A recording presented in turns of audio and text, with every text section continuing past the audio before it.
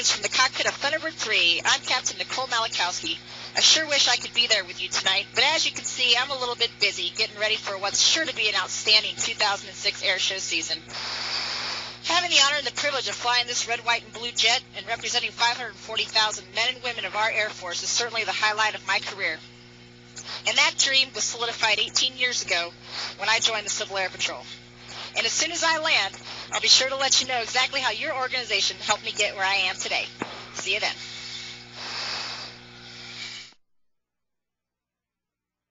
Thank you for allowing me to speak with you tonight. I joined the Civil Air Patrol nearly 18 years ago, first as a member of the California Wing, and then as a member of the Nevada Wing. There are many experiences that I had as a Civil Air Patrol cadet that were fundamental to my success today in the United States Air Force. Who can forget the weekly meetings where we would all study Air Force history and expand our knowledge of aerospace education?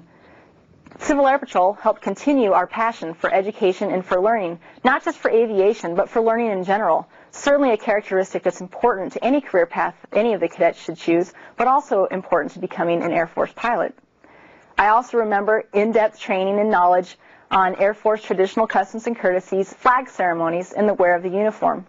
All of those things helped us learn about attention to detail and how important precision is in execution of your daily tasks. Nowhere is that more important to me than it is today flying close formation alongside 3 other aircraft. And who can forget the encampments where we were able to get together with dozens and hundreds of other like-minded young Americans to share our passion for aviation, to share our passion for the military and for the Air Force. There we were able to learn about teamwork and about leadership. More importantly, we were able to learn about ourselves. We learned how to effectively communicate with our peers. We learned there at encampments how important it was to be able to work with people from different backgrounds. All of those characteristics are important, again, to any career that someone should choose, and certainly to that of an Air Force officer. One of my fondest memories of the Civil Air Patrol is receiving a scholarship from the Nevada Wing, which paid for me to solo a Cessna 152 at the age of 16, right here near Nellis Air Force Base, out at the North Las Vegas Airport. It's ironic that I should be here today at Nellis flying the Thunderbird red, white, and blue jet just miles from where the Civil Air Patrol solidified my first dreams of being a pilot. Following my initial solo at the age of 16 here at the North Las Vegas Airport, I went on to the United States Air Force Academy, where I graduated with the class of '96. I was lucky enough to go on to pilot training at Columbus Air Force Base, Mississippi. Following that, I did 3 operational tours in the F-15E Strike Eagle, serving overseas as well as an Army Air Liaison Officer. All of the characteristics and skills that I learned in Civil Air Patrol were certainly vital and certainly the same skills necessary to continue along that successful career path, where I eventually and luckily became a United States Air Force Thunderbird.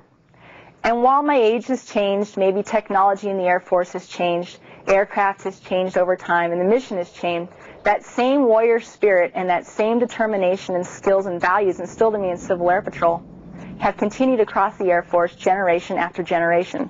I'm no different than the pilots that came before me or the pilots like you out there that are going to come into the Air Force after me. What's important to know is that we're all a part of the Air Force story, and as an Air Force auxiliary, that certainly includes the Civil Air Patrol. The heritage and the legacy of the Civil Air Patrol is certainly a part of that Air Force story, and it's one that you should all be proud of, and I guarantee you it's one that the Thunderbirds are proud to represent on a daily basis. And just like the Air Force, the Civil Air Patrol mission certainly has adapted over time, but the fundamentals stay the same: aerospace education, emergency services, and basically motivating young people to be better Americans. I'm often asked by other people, especially when I go talking to younger people, what pieces of advice or what kind of information I can give so that people could maybe follow in my footsteps or maybe have a successful career in the Air Force as well. And people are often looking for some kind of magic potion or trick, but I'm here to tell you it's much, much simpler than that. To the young cadets out there and young Americans everywhere, I would say the first thing is don't do drugs and don't get involved with alcohol. It's certainly important for you to take education very seriously and always be trying to culture yourself on the world around you. And one of the most important things, in my opinion, is to make sure that you continuously surround yourself with positive people. Those people who are supportive of your goals, those people who will allow you to believe in yourself. I also say to them, ask yourself, is what I'm about to say or do going to be value added to this situation? Try to be value added and pursue excellence in whatever you do, whether you join the military or not. That's going to make you a better American, and that's certainly going to make for a stronger country. To the senior Civil Air Patrol adult leaders out there, thank you very much for what you do.